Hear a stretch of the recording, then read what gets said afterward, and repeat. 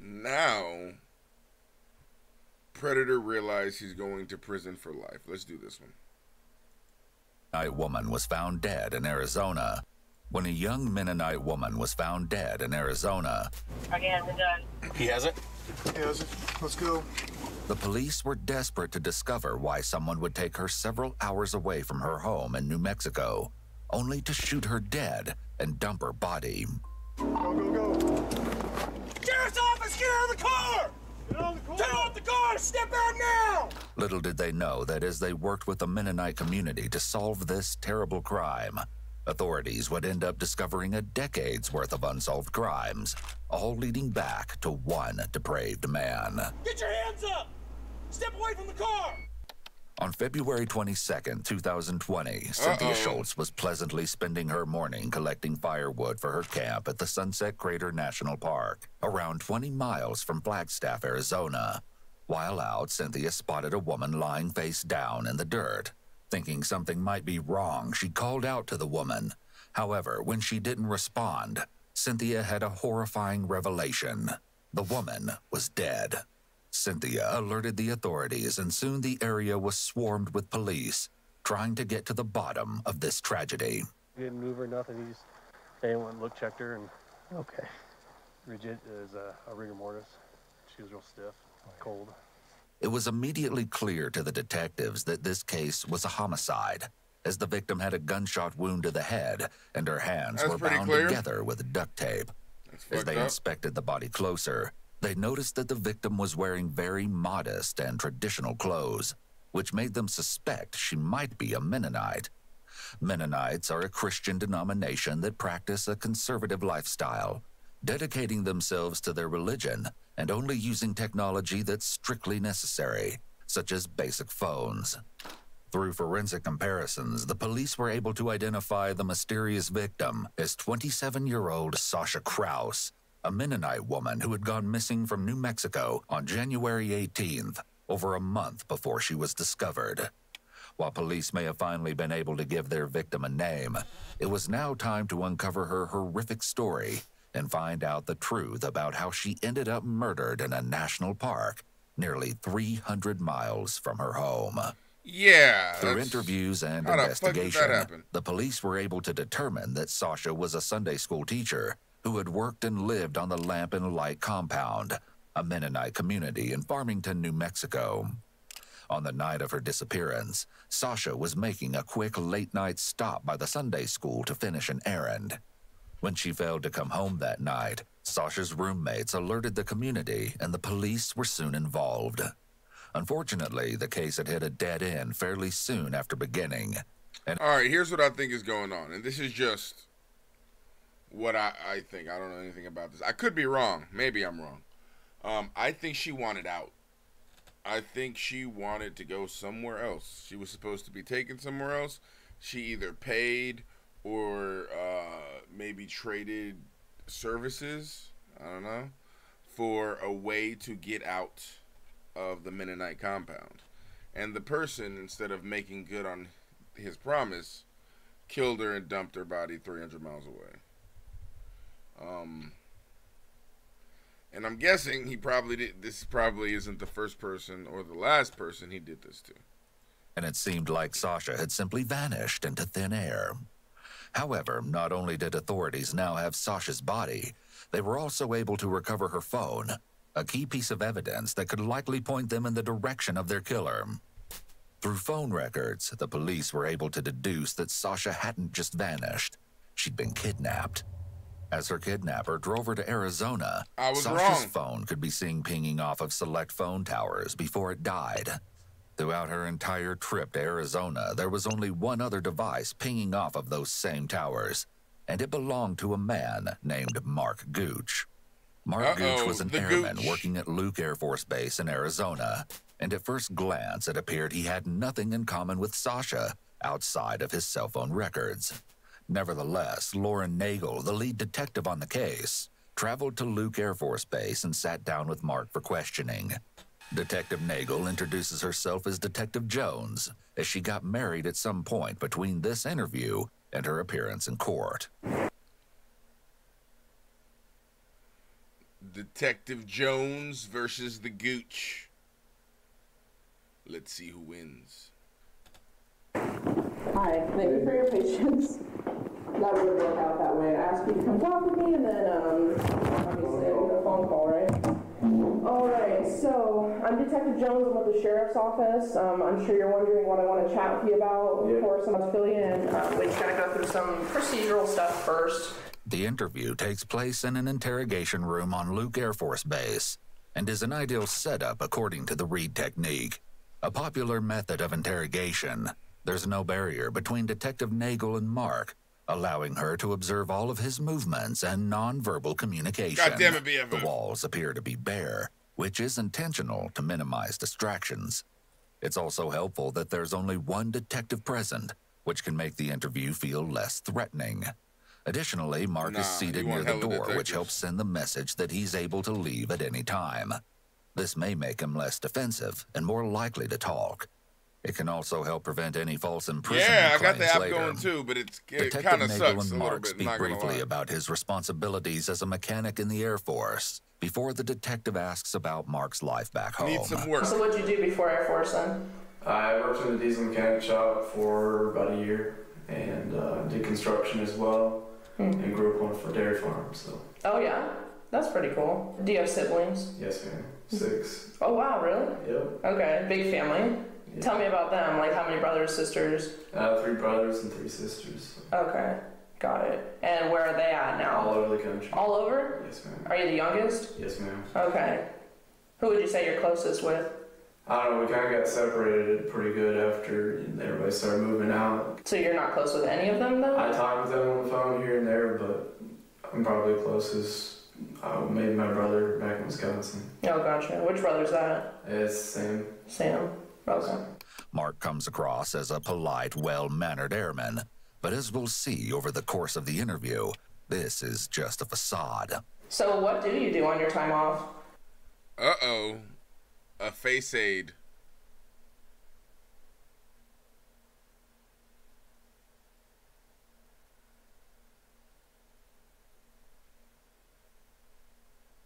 A face aid.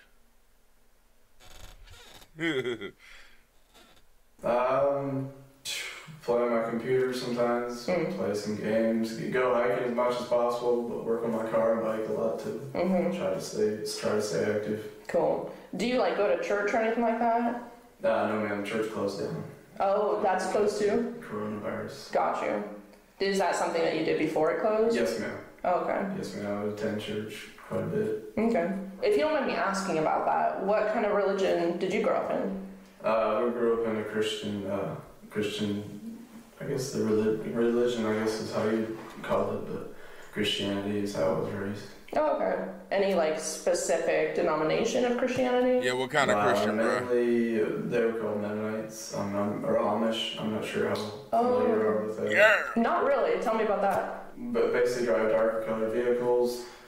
We use flip phones when you have internet, stuff like that. So it was pretty sheltered, you could say. Pretty sheltered. Difficult. I got it. With this admission, the police now have another unexpected link between Mark and Sasha. They're both Mennonites. When the detective brings up the topic of religion, Mark starts to fumble with his words, indicating that the topic of religion may be something Mark doesn't want to talk about. In that last 6 months, have you traveled out of state anywhere? Yes, ma'am. When I came down here, I drove my car from Wisconsin down here. Oh, okay. So you drove from Wisconsin to Phoenix? Correct. Anywhere else? Pretty much stay in Arizona. I try to do as much hiking as possible. Mark doesn't know it yet, but he's just been caught in his first lie, the first of many. Using words like pretty much, mostly, and similar sentiments are qualifiers and often throw up a red flag to detectives. These words usually indicate half-truths or that there's something the individual may not wish to disclose. In this case, Mark saying that he pretty much stays in Arizona isn't true at all. All right, so when you're speaking to cops, if you are going to try to trick them, never say pretty much. Okay, because if you say pretty much, they're going to be like, oh, so you did kill the bitch. And it's like, no, listen, wait, don't do it. And then they just draw down and shoot you. Yeah. And he's hiding something very big. He also uses filler sounds such as to delay answering, so he has time to think about his response. You're probably wondering, why I'm here. So I'm a detective. I'm with Coconino County Sheriff's Office. Okay. And I am working a homicide investigation. Okay. There was a girl named Sasha Krause that was killed. Did you hear about that case? I seen it in the news. Yes, ma'am. Tell me what you know about the case. It's basically the news report. She was from New Mexico, right? Mm-hmm. And she left home one evening, and they found her in northern Arizona, like Flagstaff area, correct? Right. So that's the case that I'm working. Any idea now why I'd want to talk to you at all? Probably because I was probably traveling up in New Mexico area, probably. Yeah, that's exactly it. As the detective reveals why she's here interviewing him, Mark begins to show more and more signs that he may be hiding something. Bruh, you are the worst liar. What he knows about oh my God. Sasha Krause's murder, Mark vaguely says that they found her. This is a soft way to describe something as violent as a homicide. And they found her in northern Arizona. When suspects shy away from using realistic words such as murdered or killed, this can be a red flag for possible deception as they're minimizing the crime. Additionally, Mark uses the qualifier probably 3 times in 8 seconds. Probably because I was probably traveling up in New Mexico area, probably. So we've got these things called license plate readers. Okay. And your vehicle hit a license plate reader in that area. So tell me lie. You were traveling then. I'm a little confused because at first you said you hadn't traveled, but now did you go to New Mexico? Yes, ma'am. Your vehicle was picked up on that license plate reader in the general area on the same day actually that she went missing. And so what I'm doing at this point is I gotta talk to everybody. As you can. She's fucking lying though. She's lying. Your license plate was picked up, blah, blah, blah. She's lying to get him to fucking start spilling his guts, which is crazy. Like, she's fucking taking a risk. He could be like, what the fuck are you talking about? Like, I've never been over in that area. You could still fucking play this you could have played this off the whole time. I can imagine. That's my job. Anybody who was in the area, anybody who could have seen something. Despite the fact that Mark appears to be intentionally lying, Detective Nagel does a great job of calling him out for it while also remaining non-judgmental. She does this in order to keep Mark from feeling threatened and ending the interview, while also not letting him get comfortable in any of the lies he tells. The more someone repeats a lie, the more confident they will become. She also keeps him calm by not telling him the whole truth about why she's there. Although she's telling Mark that she's just interviewing everyone who got picked up on a certain license plate reader, we know that Mark is actually her #1 suspect, and that he was found through phone records. This is just one example of the ways detectives can lie during interviews in order to get a suspect to tell them the truth. Oh, 100%. So why were you in New Mexico? Hold on, sorry. They can 100% lie, and they will lie about what they have, about what they know. If you and your friends get picked up, they can easily, and they easily do, especially if you guys are just like regular fucking like human beings. If you get picked up, 3 like work coworkers, and they're like, yeah, they said all the fucking drugs were yours. What? Yeah, both of them together are saying they were yours, so we're gonna book you for fucking drugs. They're actually have already left, right? Joe, they've left, right? Yeah? They're already gone. They're picked up. So we're gonna book you for drugs. No, it wasn't. It was fucking blah blah blah. It was his. It was his. He even did blah blah. Blah. And so they're like, oh really? So this is what you're saying. You're saying that it was him, right? No, they can't just do that to me. Oh, okay. Well, so what happened? And then you start fucking spilling your guts, right? Meanwhile, they're doing the same exact shit to them. It's only until you guys get together where you realize, oh, the cops said that you guys flipped. Well, they said you flipped on me. They said you flipped on me. You know what I'm saying? Like, that's the type of shit they do, bro. Don't, I mean, I'm just saying, like, if you and your boys are solid, it's gonna be a simple, oh, all right, cool. All right, then you should be arresting me then, right? You know? Well, you know, stuff's in the process right now, blah, blah, blah. Like they can bullshit you all they want, you know. They can try to get you all they want. Just, you know, ask for a lawyer. Yeah, well, your boys flipped on you and they said you got... Yeah, I'd like to speak to a lawyer. Can't talk to him anymore. Fuck. Look, I know we came across a little harsh, but I'm going to be real with you. I'm going to kick it back. They're going to throw... I will speak to a lawyer, please. You can't talk to me anymore after you give me a lawyer. Well, I mean, that looks really guilty. Yeah, lawyer. Yeah, please. Shoot. Lawyer. You're going to bring me some fucking water or a lawyer and lick my ass. And you know what? I don't even want water. You're probably spitting it. So that day? I was planning on going, so I was checking out Mennonite churches. I had traveled up to Flagstaff. Mark takes a big pause after he says he traveled, followed by his foot twitching, and then he says to Flagstaff. I had traveled up to Flagstaff. This is something called a cadence switch, which is essentially a disruption in the flow and inflection of speech.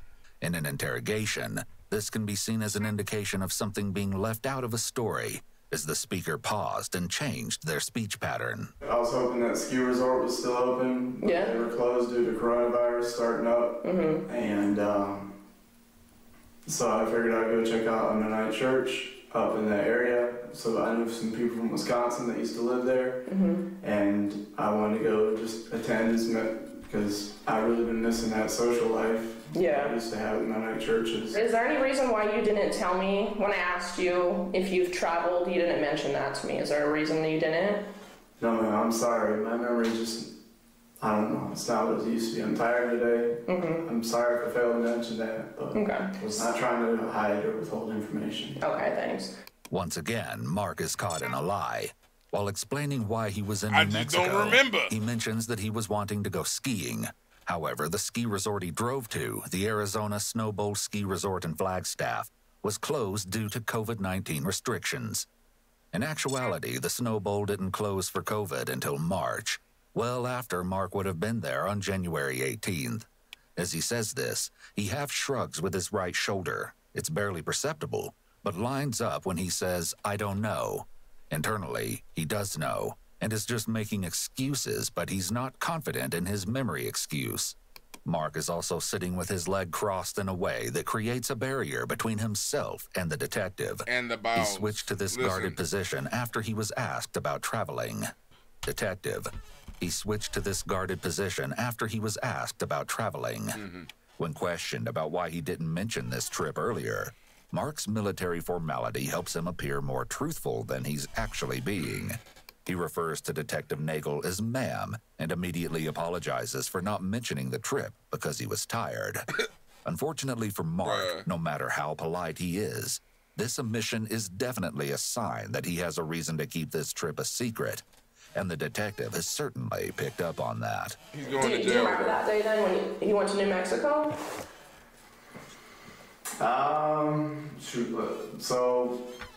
Yeah, Okay. I think I remember some of it. So what time about did you leave here, Luke Air Force Base? Probably left fairly early in the morning.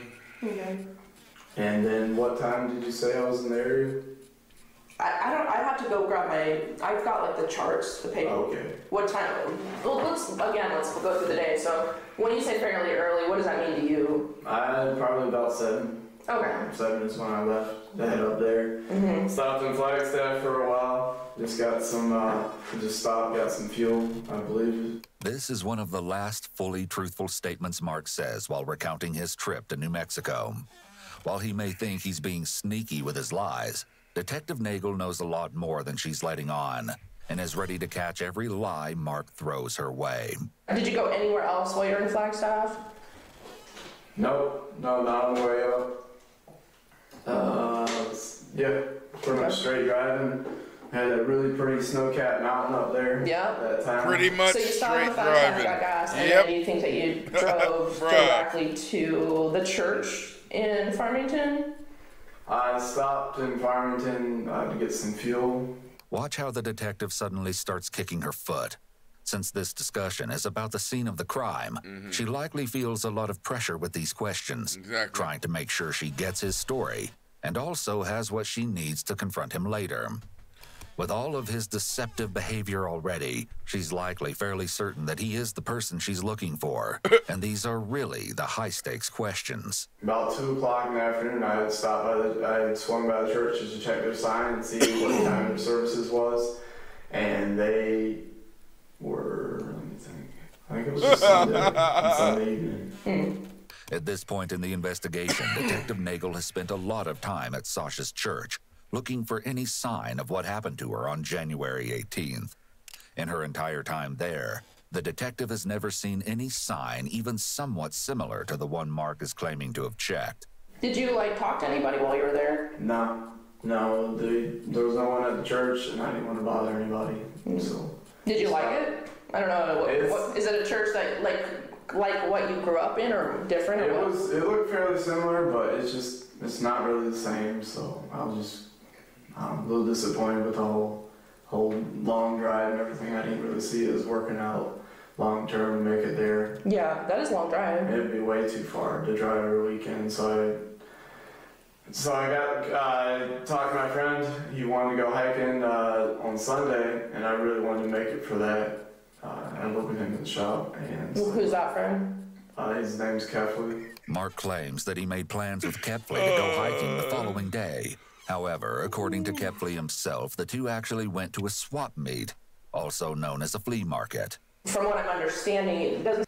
Also known as a place where African Americans meet to sell marijuana and sometimes stereo equipment that they have gotten by illicit means. We here at HerbalRemedyS do not support the views of Ewu Crew Herbal. Ewu Crew Herbal is his own entity and shall be taken as such. Still, enjoy. A swap meet where Mexicans are known for cook. All right, let's just move on. It's not for there very long. No, man. And then where did you go after that? I can't remember if I was going to go look for a hike, or did I head straight back? I think I started, once he called me about the hike on Sunday, I think I started heading back. He called you? Correct. While you were over there? Correct. Okay. According to Mark, Kefley called him to discuss plans. However, the phone records disagree with Mark. Mark and Kefley only texted that day, and in fact, the only person that Mark spoke to on the phone was his brother Sam.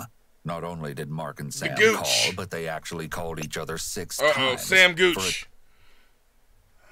You see that? The Gooches are coming together.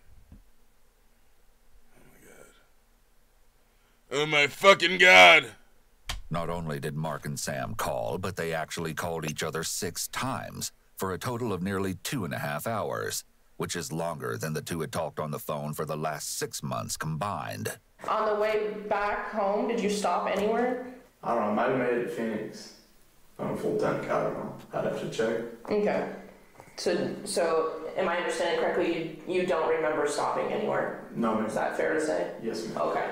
Do you remember what time you got back here to home? It was fairly late. It was probably 8 or 9 o'clock when I got back. Long day, man. Yep. Mark makes a lot of lip and mouth movements here, known as micro-expressions.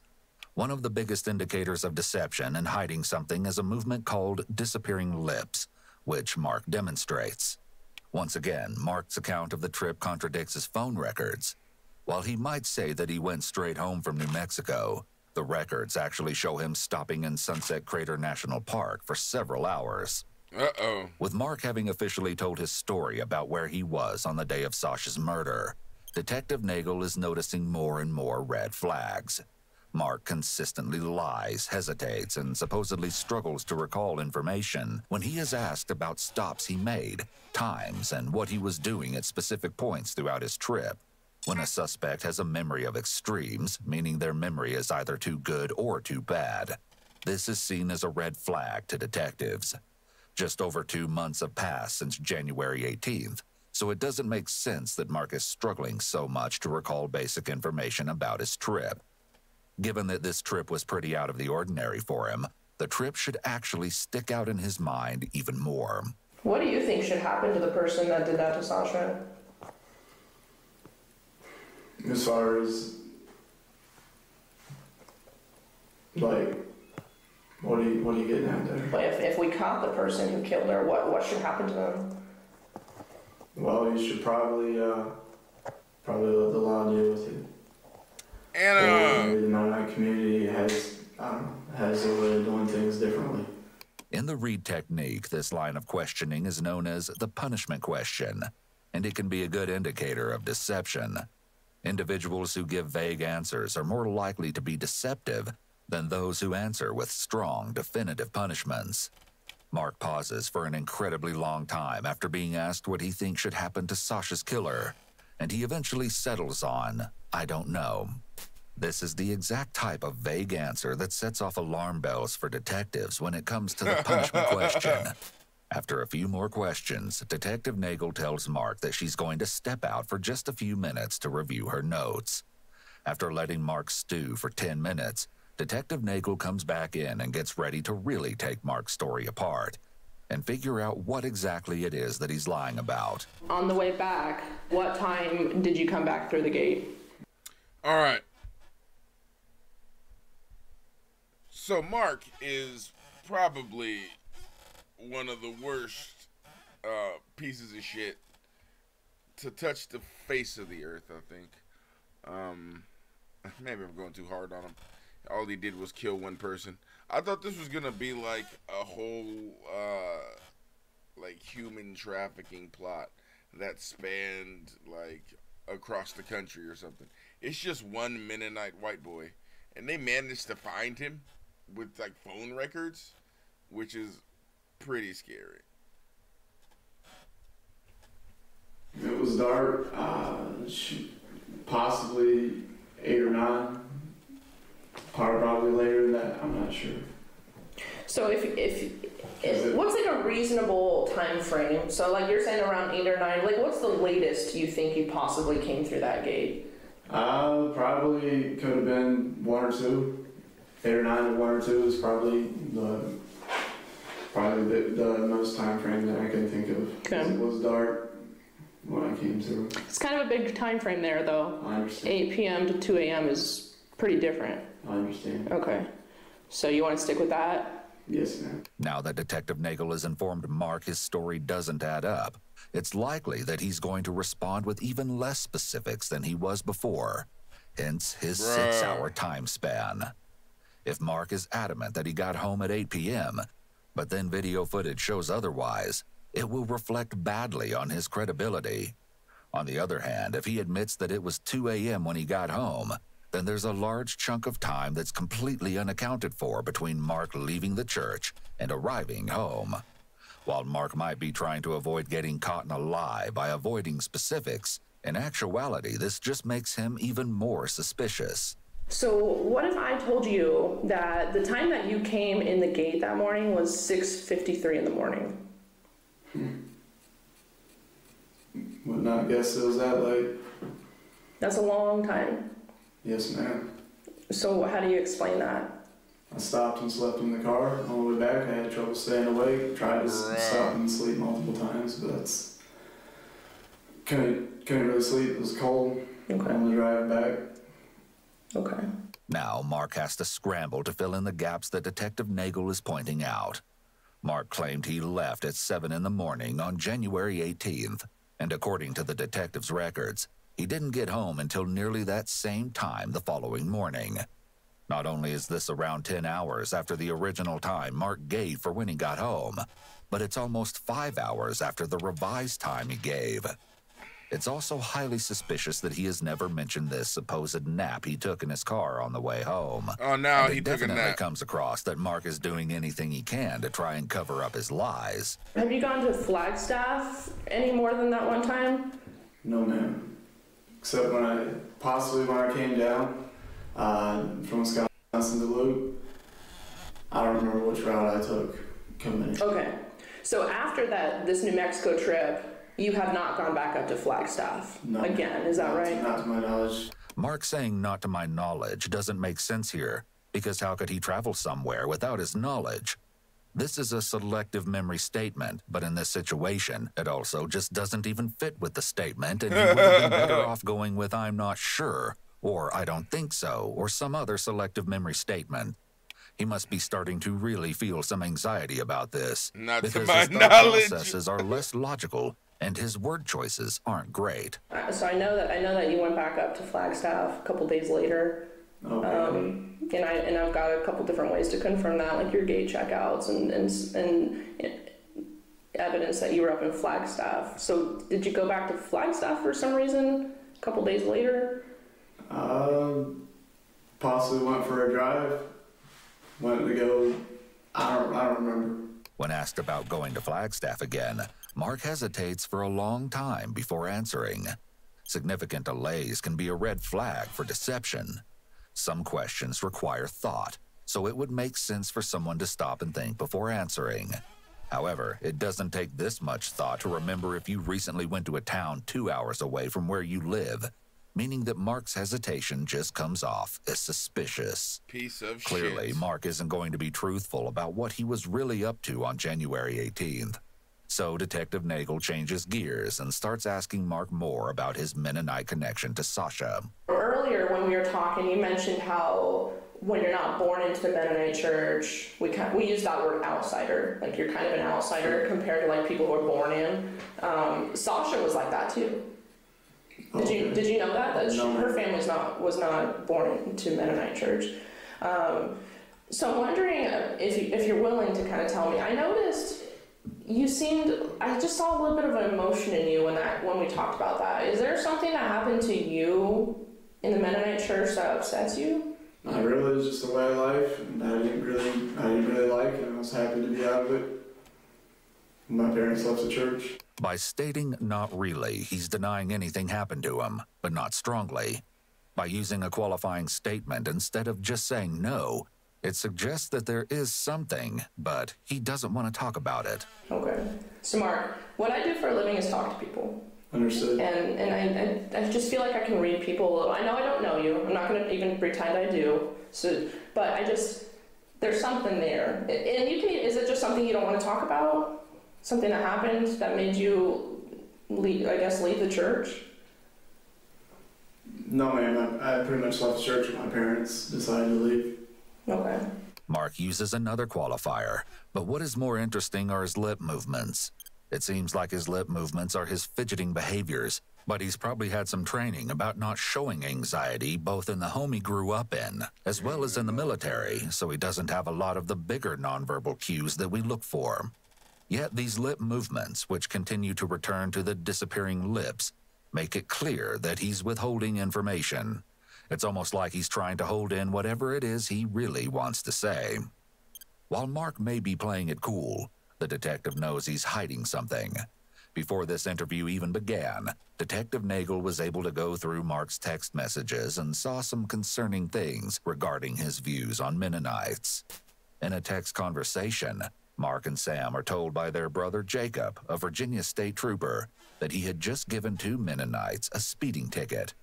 Mark and Sam are both overjoyed to hear this, and Mark even says that he hopes that Jacob treated the Mennonites like shit. Sam makes a point of calling the Mennonites cultists, giving some insight into how he and his brothers feel about the religion. In another conversation between just Mark and Sam, Mark tells Sam that his surveillance on the Arizona Mennonites that morning was boring.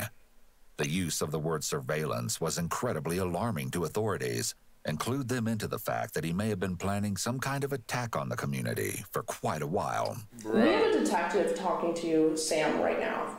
Okay. In Wisconsin. Okay?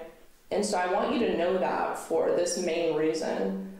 Sam's telling us some stuff. Oh, shit. Told I you. want to just make sure, you know, what both of you guys are telling us. Told you that's what they're gonna do. I told you. They're gonna fucking say, oh yeah, your boy told us this, told us that. Let's see if he breaks. Lines up. And what I know a little bit about from what Sam said is, sounds like something's going on here as far as like maybe you have hard feelings against the Mennonite church, or maybe like a grudge or something like that. So let me get this straight. You're talking with Sam right now, huh? Mm-hmm. So it sounds like I need to get a lawyer because you're trying to pin something on me. Smart asshole. Well, I read you your rights at the beginning of this. Yes, ma'am. And I'd like to see a lawyer now. You would like to speak with a lawyer? Yes, ma'am. Okay. So I'm not going to ask you any more questions then. I am going to have you sit here for a few minutes. Understood. And then I'm going to kind of explain to you what else is going on today, okay? Yes, ma'am. Okay. You go with that water? Correct. All right. Detective Nagel is using a bit of the prisoner's dilemma technique, pinning one suspect against the other. We see him do a big anchor point movement immediately after, and his illustrators don't line up with his words. As soon as the detective leaves the room, Mark unbarriers his legs. Detective Nagel's comments clearly struck a nerve with Mark, and for the first time, we see him change his reaction and become stern. He clearly doesn't like that his brother is also being interviewed. Perhaps Mark has good reason to fear that Sam will say too much to the cops. Ah, the older gooch. You can tell by the hair. See how it's a little more red, more dark?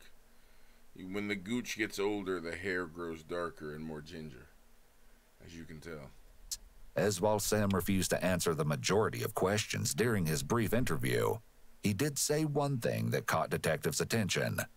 Not only did Sam claim that Mark had a grudge against Mennonites, but when asked if he knew why the cops were questioning him, Sam ominously replied no, but that he knew his brother and how he is, giving police even more reason to be suspicious of Mark.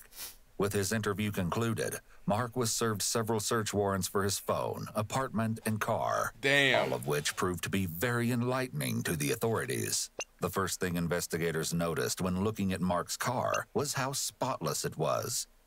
Upon further inspection, they were able to recover a receipt that showed Mark had gotten his car heavily detailed on February 23rd, the day after it was announced to the public that Sasha's body had been found. Additionally, the police also discovered some black nitrile gloves in the car, alongside some suspicious stains. Now that detectives are finally able to scour Mark's phone, more inconsistencies began to pop up. According to his deletion records, Mark had deleted several files and documents from his Google account early in the morning of January 19th, after returning home from his New Mexico trip. He also deleted several texts with Sam where he discussed getting his car detailed, stating that he wanted the detailers to clean the interior really well. With several concerning, if somewhat circumstantial things found in Mark's phone and car, they had enough to detain him. However, police still didn't have enough evidence to actually connect Mark to Sasha's killing. How are we doing Never this? mind justify an arrest and guarantee a conviction. There was still the puzzling question of why, as there was no clear motive why Mark would have killed Sasha. Investigators soon began interviewing and interrogating the people closest to him in the hopes that they could shed some light on the case. First, they started with Alex Golub, Mark's good friend from basic training. The Golub and the Gooch. Alex said that Mark seemed completely normal throughout their friendship. However, there was one odd moment Alex mentioned that really stuck out to detectives. Has Mark ever talked about killing people to you? No, ma'am. Just the text that we did have. We were going to go spec ops together, and we were kind of looking at TACB, and he mentioned in one of the texts that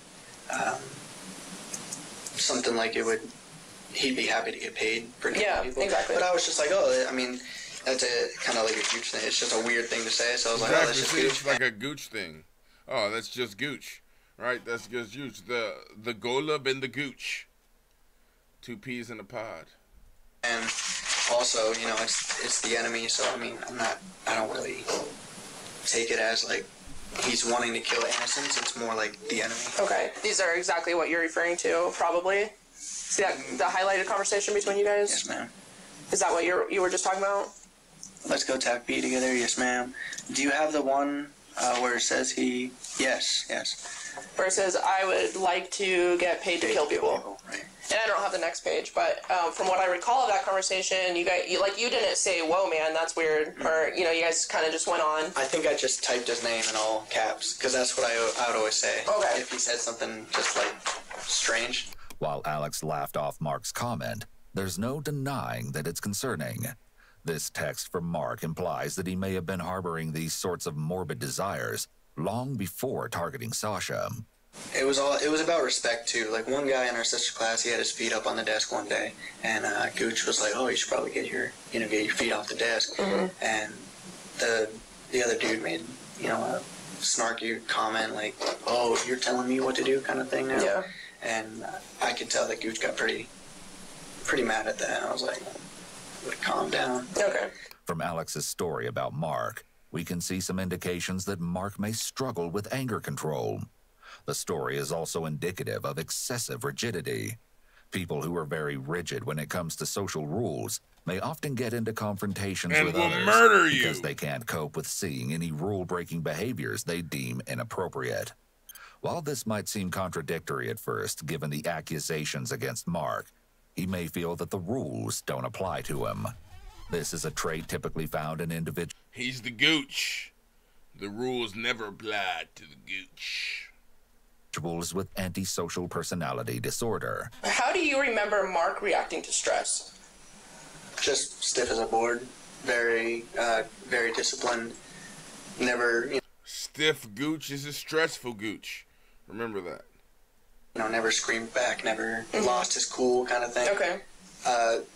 You'd see his face get red, but I thought he was just embarrassed. Alex describes Mark as stiff as a board and mentions his face turning red. These traits, in conjunction with how we saw Mark acting during his interview, could be signs that he's emotionally cut off. This is another trait that's common among individuals with antisocial personality disorder and is tied to their overall lack of empathy. While these few indicators certainly aren't enough to give Mark a full diagnosis, they can give us some insight into how he might think. As investigators question those around Mark, they learned something very interesting that could blow this case wide open. According to Kemper Kepley, Mark's best friend at Luke Air Force Base, Mark had secretly kept a gun on base for several months. However, he'd recently given the gun to another friend to store off base. Detectives were quick to track this gun down and bring it in for testing, which showed that it was the same caliber as the bullet that killed Sasha. They got the fucking However, murder while weapon. the police were in possession of Mark's gun, the case took a turn none of the investigators were expecting. I got a text just a few minutes ago from Sam Gooch that said Mark Gooch had said that I could help him out with his possessions. The detective is fine with Kemper working with Sam to get some of Mark's belongings. However, he does have one request. He starts asking about the gun. That's what we want to know about.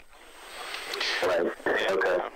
And don't, provide him any information that you know about the gun. If you can help that. So, we're asking you not to do that. Within a week of this call with Kemper, detectives were notified that Sam had reached out to Jeremiah Levesque, the last person who had Mark's gun before it was given to the police. While working with Jeremiah, the police listened in on a phone call between him and Sam, where Sam made plans to travel across state lines to Arizona in order to dispose of Mark's gun before the police could get it.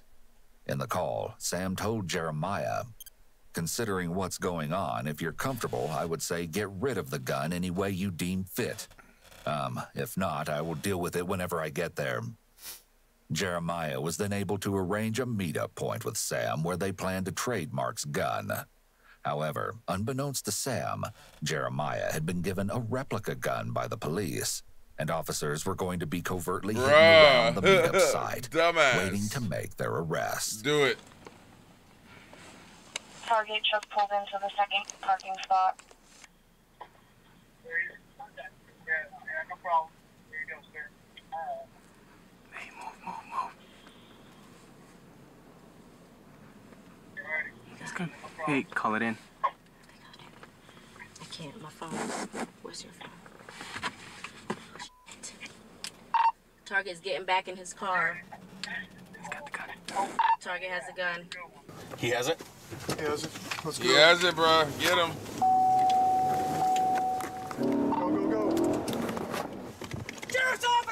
the car!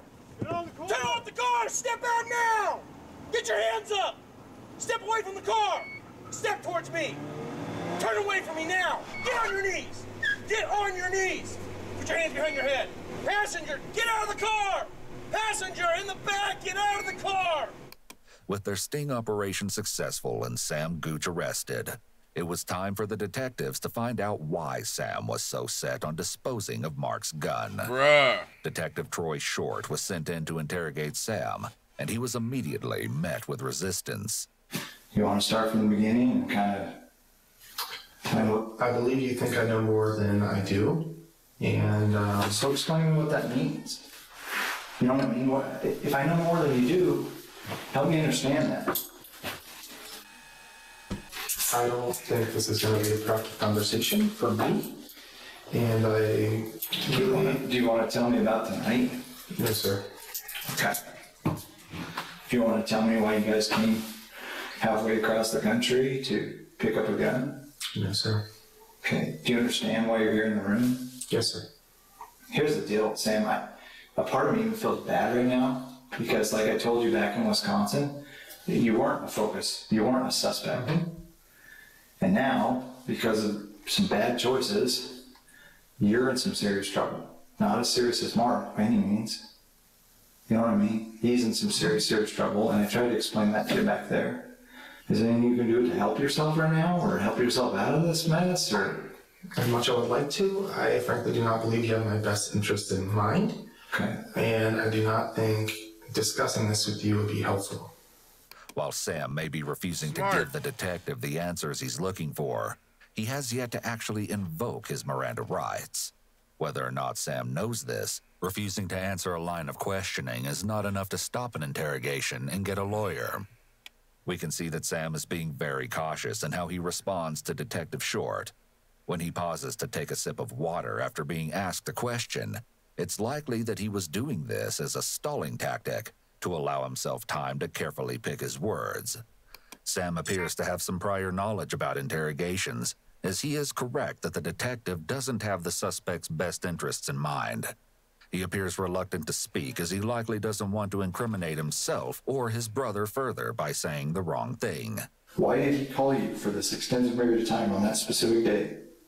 Specifically the day that he's under arrest for murder. You know what I mean? Extensive amount of phone calls that day. For elaborate amount of time. Completely outside the norm of you guys' normal communication process. Why are you in Arizona? Why did you fly halfway across the country? Why did you obtain a new phone with a new phone number to do this? Why are you here picking up a gun that you know belongs to Mark? If you don't know what he did, then why would you do that? You know what he allegedly did. Okay, I understand that. So you know he allegedly murdered somebody. So then what you gonna do? So why are you picking up a gun that belonged to him? Specifically, when I told you, when I interviewed you back in Wisconsin, do you know Mark has any guns? And you were like, nope. I don't think he's allowed to have one on base. You know what I mean? Yes, sir. So what's the deal?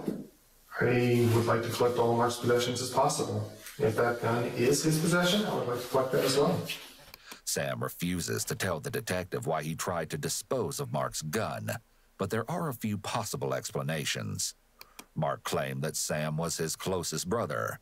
It's possible that he called Sam and used their close relationship to convince Sam he had to get rid of the gun.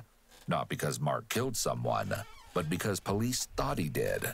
It's more than evident that Sam has a distrust of law enforcement, so it would make sense for Mark to prey upon this feeling in order to persuade his brother that if Sam didn't dispose of this weapon, the police were going to frame Mark for something he didn't do. It's attempted destruction of evidence, attempted tampering with evidence, attempted hindering prosecution. I mean, there's 2 felonies in there. Like, this is a big deal. So do you want to help me understand it? Do you want to explain it to me? Do you want to... I don't think so. What is next in this process? The next part is you go down to jail. Okay. The way I see it, talking and discussing this with you, we will only use it against me to make these charges stick, and to further incriminate Mark. Since Sam clearly understands how his words could be used against him, it's odd that he's still agreeing to sit here, rather than asking for an attorney or outright refusing to respond. It's possible that his curiosity got the better of him, and he wants to find out how much the detectives know about Mark's crime. It's also possible that Sam is afraid and feels that if he at least agrees to sit in the interrogation room, he may be able to dodge the consequences of having helped Mark.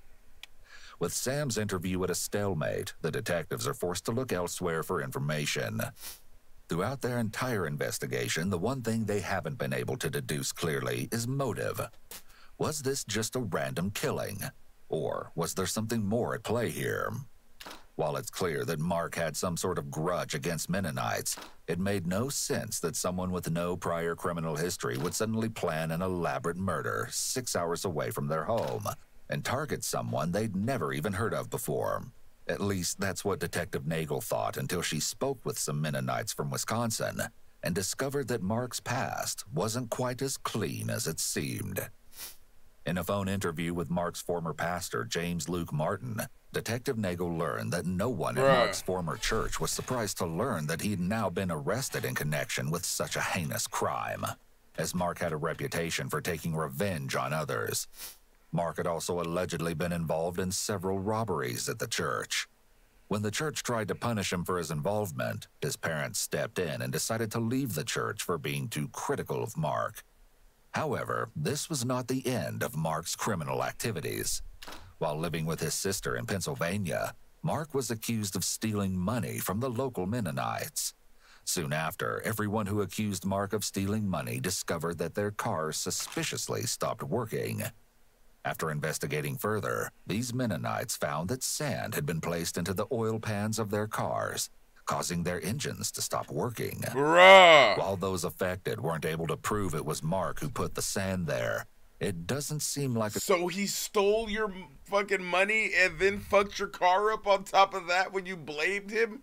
Rightfully so? coincidence given his interest in mechanics and apparent taste for revenge. Detective Nagel then spoke to Jonathan Martin, the son of Mark's pastor, who provided further examples of Mark getting caught stealing. Jonathan even said that when he was angry, Mark would prowl around the Mennonite community to see what he could find. After speaking with Jonathan's son, Detective Nagel learned that Mark had allegedly robbed the Martins' family store. However, charges were never pressed due to the fact that the store security camera had its memory card stolen.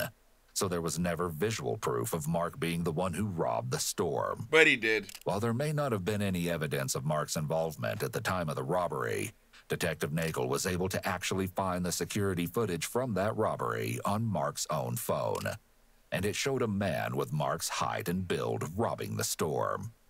In one of the photos, a car that looked suspiciously like Mark's could be seen in the background. With these photos, Detective Nagel had what appeared to be tangible proof that these accusations against Mark weren't just hearsay. Eventually, the detective got a hold of Jared Ulrich, a man who claimed to be Mark's partner in crime in the past. Jared openly confessed to Detective Nagel about all the robberies he'd allegedly committed with Mark, and he described in detail how Mark would try to frame other people in the community for their crimes. There definitely seemed to be evidence that Jared may have been telling the truth, as a series of texts were found on Mark's phone, all of which had been recently deleted. In these texts, Mark talked to Sam about Jared never understanding the real cost of getting caught. Mark then asked Sam to remotely wipe Jared's phone, something that he also asked Sam to do to his own phone after he fell under suspicion for Sasha's murder. While all of this information against Mark was damning enough, there was still one more disturbing truth to learn. What was it? Through many more interviews, Detective Nagel was eventually put in contact with Andrew and Galen Headings, a pair of brothers who were close with Mark during his time in Wisconsin. Andrew recounted a time where he had confronted Mark for stealing, and during their conversation, Mark was so cold and bitter that Andrew said he feared for his life. Galen had an even more disturbing revelation for Detective Nagel, as he told her about Mark's alleged inappropriate actions towards women. According to Galen, Mark confessed to him that he had allegedly assaulted a young girl his sister was babysitting when he was around 10 to 13 years old. However, this claim has never been publicly proven, and there's no evidence of it being true. Still, with this information, it became clear that Mark always had the capacity to harm others, and allegedly had many times in the past. Mark's motive in harming Sasha was also more evident than ever. All the unfounded anger and resentment he had towards the Mennonite community had been steadily growing over the years, and as it did, Mark took his revenge against them further and further. Up to this point, charges had never been pressed against Mark, and he felt like he could outsmart anyone, even the police. With this misplaced confidence, Mark decided to see if he could get away with the ultimate crime, murder. It appears that Mark had gone to the Mennonite community that day in search of a victim, and tragically, Sasha was in the wrong place at the wrong time. Mark grabbed her from her car late at night and no one saw a thing. Still, that didn't prevent him from getting caught. Unfortunately for him, while no one had previously pressed any charges for his theft, the state of Arizona was more than happy to charge Mark for Sasha's murder and put him on trial. Mark's trial began on September 24th, 2021. Hell yeah. In January of 2022, the jury found Mark guilty on charges of kidnapping and first-degree murder, earning him a life sentence. Hell wow. For his help in covering up Mark's crimes, Sam Gooch pleaded guilty and received 3 years probation. Oh, fuck you. With both Sam and Mark dealt with, Sasha Krause and her family finally received the justice they deserve. Wow. Mark when was, two young men... Shut the fuck up. Mark was a piece of shit. Okay? And, he deserved what he got. Which was life in prison. Rest in peace, Sasha.